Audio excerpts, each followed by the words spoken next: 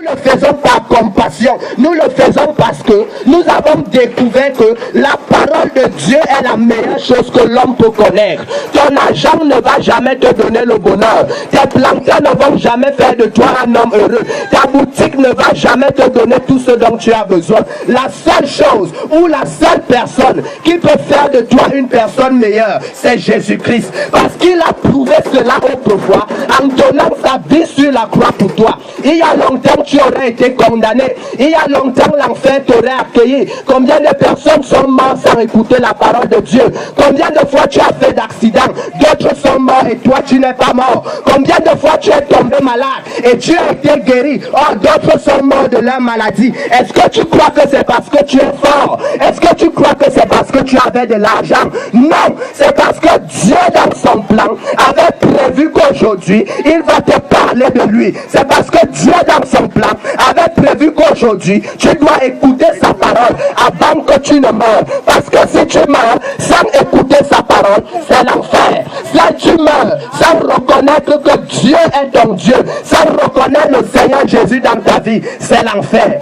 La Bible déclare qu'il n'y a aucun nom sur la terre ou dans les cieux par lequel nous pouvons être sauvés, si ce n'est le nom de Jésus. Qui t'a trompé? Le marabout t'a donné des écorces. Il t'a dit que ces écorces-là vont te protéger. Mais ces écorces n'ont que faire tirer des démons dans ta maison.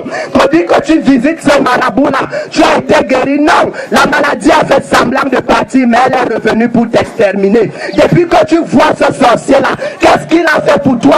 Il t'a demandé des sacrifices, des chèvres, du sang et des œufs. Mais Dieu vient vers toi gratuitement en te disant, dis juste oui, accepte-moi dans ta vie. Et ce que tu cherches là, je vais te l'offrir. Ce matin, la grâce de Dieu vient vers toi avec l'amour, avec la compassion, avec la repentance, en t'appelant, en te disant, fils, ma fille, mon sang a coulé pour toi. Je veux te sauver. Donne-moi ta main et je vais te sauver. Vous savez, l'homme est comme s'il était sur une étage et il trébuche. Pendant qu'il est en train de tomber, le Seigneur Jésus tend la main. Il te dit, attrape ma main, attrape ma main. Et sa main, c'est sa parole. Sa main, c'est sa parole. Sa main, c'est son amour. Toi qui m'écoutes dans ce marché ce matin, laisse-moi te dire que le meilleur moment où donner sa vie au Seigneur, c'est lorsqu'on écoute sa parole. C'est lorsqu'on écoute sa parole.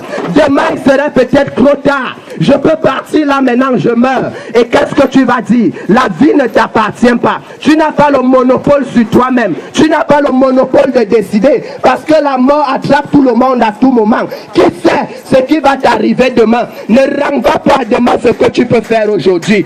Dieu te parle ce matin. Le Seigneur te parle ce matin. Il dit que son sang a coulé pour toi. Il veut faire de toi une personne heureuse. Il veut faire de toi une personne à l'abri. Il veut te sauver des sorciers, de tes ennemis, de ceux-là qui ont décidé de ta mort. Vous savez, lorsque mon Dieu se lève de son trône, il ne s'assoit pas sans avoir accompli son but. Il s'est levé pour David. Des gens ont prédit la mort de David, mais ils n'ont pas pu le tuer. Il a sauvé des gens, il a sauvé des personnes. Et il te dit qu'il est le même hier, aujourd'hui, éternellement. Il veut te sauver ce matin. Il veut te sauver ce matin. Il a toujours les mêmes pouvoirs, les mêmes possibilités. Mais il faut juste une chose, que tu l'acceptes dans ta vie. Fais de ton cœur son royaume. Fais de ton cœur son royaume. Fais de ton esprit son habitat. Dis oui Seigneur, je veux vivre pour toi. Dis oui Seigneur, je veux te suivre. Dis oui Seigneur, je t'accepte. Et tu verras ta vie changer. Tu verras ta vie changer. Vous savez, si un homme part quelque part, il trouve de l'argent et il ne partage pas ça avec son frère, c'est qu'il est méchant. C'est qu'il est méchant. Mais la Bible, la parole de Dieu que nous vous annonçons ce matin est plus que l'or et l'argent, est plus que tout autre trésor. C'est la grâce de Dieu. Nous ne pouvons pas rester sans vous la communiquer. C'est que nous serons méchants. Tout ce que nous faisons, nous accomplissons juste notre but. Celui de vous annoncer la bonne nouvelle. Celui de vous prêcher l'évangile. Tout le reste vous revient à toi d'accepter ou de refuser. Mais si tu refuses, tu es malheureux parce que l'enfer va t'accueillir. Si tu acceptes, tu es heureux parce que le royaume des cieux va t'accueillir. Ce matin, je ne vais pas beaucoup parler.